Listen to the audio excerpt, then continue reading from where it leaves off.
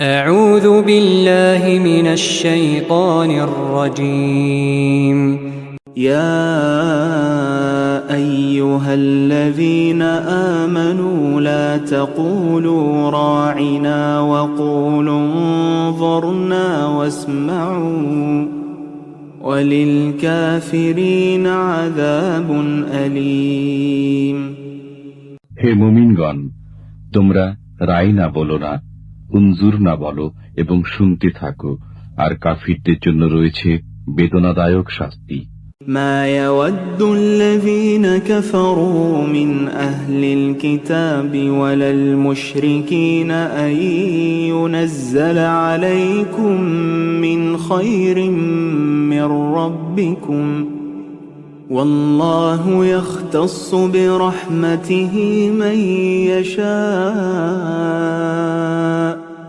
والله ذو الفضل العظيم আহলে কিতাব ও মুশরিকদের মধ্যে যারা কাফির, তাদের মনোপুত নয় যে তোমাদের পালনকর্তার পক্ষ থেকে তোমাদের প্রতি কোনো কল্যাণ অবতীর্ণ হোক।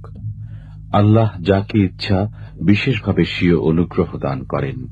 আল্লাহ মহান অনুগ্রহদাতা। ما ننسخ من آية أو ننسها نأت بخير منها أو مثلها ألم تعلم أن الله على كل شيء قدير আমি কোনো আয়াত রহিত করলে অথবা বিস্মৃত করিয়ে দিলে তদপেক্ষা উত্তম অথবা তার সমপর্যায়ের আয়াত আনয়ন করি। তুমি কি জানো না যে আল্লাহ সবকিছুর উপর শক্তিমান? ألم تعلم أن الله له ملك السماوات والأرض وما لكم من دون الله من ولي ولا نصير তুমি কি জানো না যে আল্লাহর জন্যই নভমণ্ডল ও ভূমণ্ডলের আধিপত্য? আল্লাহ ব্যতীত তোমাদের কোনো বন্ধু ও সাহায্যকারী নেই। أم تريدون أن تسألوا رسولكم كما سئل موسى من قبل ومن يتبدل الكفر بالإيمان فقد ضل سواء السبيل ইতিপূর্বে মুসা আলাইহিস সালাম যেমন জিজ্ঞাসিত হয়েছিলেন, মুসলমানগণ, তোমরাও কি তোমাদের রসুলকে তেমনি প্রশ্ন করতে চাও?